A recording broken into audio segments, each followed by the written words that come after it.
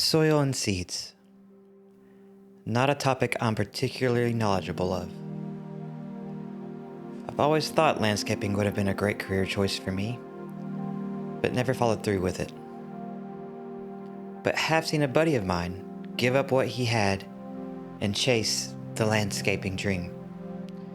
Starting from scratch in the form of a groundskeeper at a golf course, where he is now a superintendent over that golf course, and he loves it, and he can tell you way more about soil and seeds than I ever could.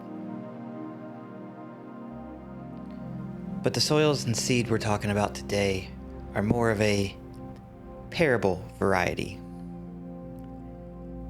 The parable of the sower, also known as the parable of the four soils, can be found in Matthew, Mark, and Luke. You should read them for yourselves, but I'll be reading from Mark 4, verses 2 through 9. Listen. Behold, a sower went out to sow, and as he sowed, some seed fell along the path, and the birds came and devoured it. Other seed fell on rocky ground, where it did not have much soil, and immediately it sprang up, since it had no depth of soil. And when the sun rose, it was scorched, and since it had no root, it withered away. Other seed fell among thorns, and the thorns grew up and choked it, and it yielded no grain.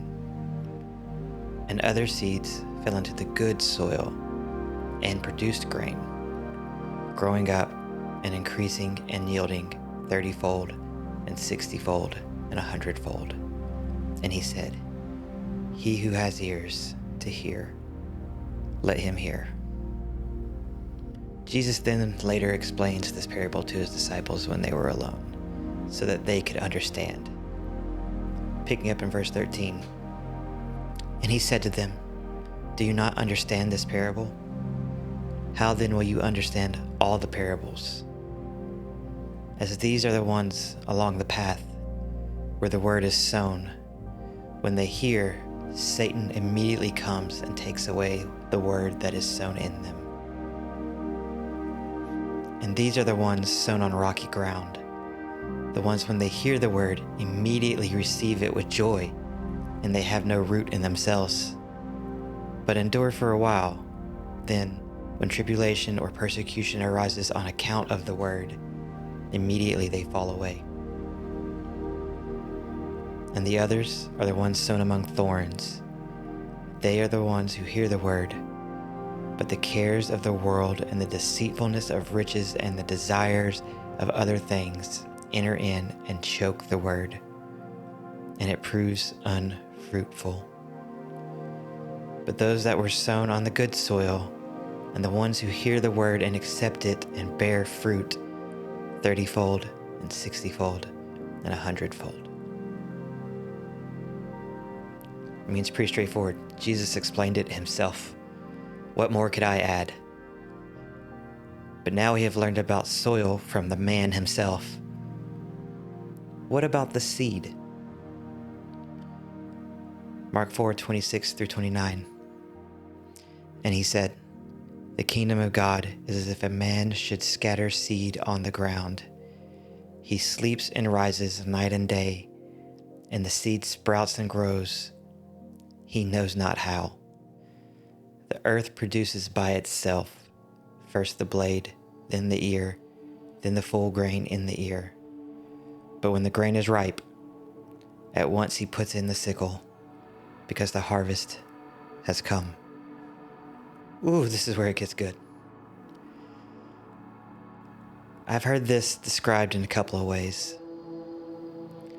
The first is that we are the seed who has been planted by the sower, and the soil is God who is growing us in the dark spaces, in areas unseen, in the underground.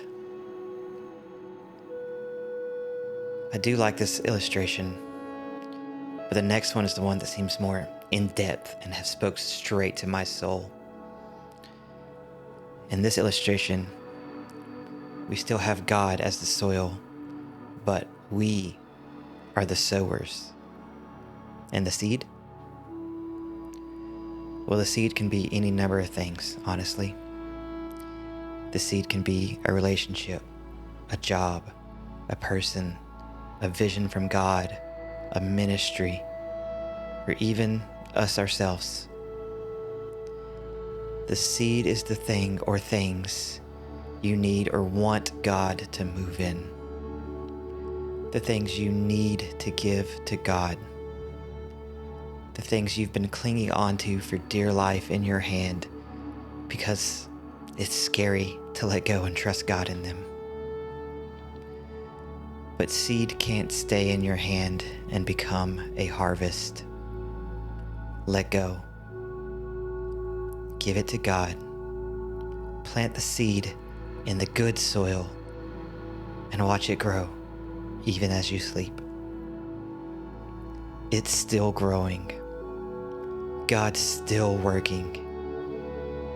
Even though you can't comprehend how it worked out or is working out, you have seen and are seeing evidence in it. Growth is gradual. First a blade, then an ear, then full of grain. It's not an instant thing. It's not a flashy thing because it is so slow. It is happening though, under the surface. And when the time is right, there will be a harvest to enjoy. If you don't let go of the seed and plant it in the soil, it can never become the crop it is supposed to be. If you never loosen your white knuckle clutching grip and let go of her, him, your family, your vision, the future, and give it completely to God, it'll never become the things they are supposed to be. Plant the seed. Give your desires, such as wanting to do landscaping, over to Him. Let Him grow and mature that seed, and one day He may give you 18 beautiful holes to landscape every day. Plant the seed. Hand it over to Him. Something unseen is happening. God is doing something, working on, moving in that seed you planted in the good soil. We just have to wait till it's ripe for harvest. Waiting is hard, but it's never pointless. God is always at work for those who trust Him.